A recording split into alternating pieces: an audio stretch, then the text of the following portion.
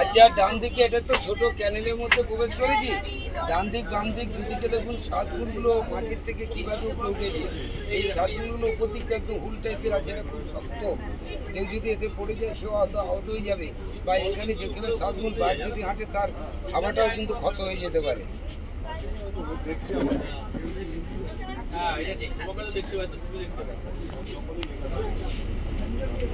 বারবার যত এগিয়ে যাবো সাতগুলের সুন্দর একটা সিনারিও দেখতে পাবো।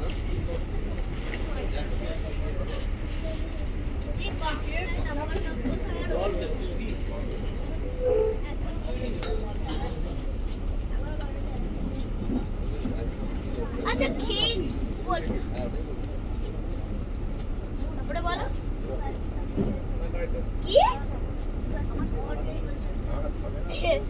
ও তাপমা তো দাও ছোটা দা দাদা ছোটা ওটা বললো যে আপা তো দাও আপনি বলছেন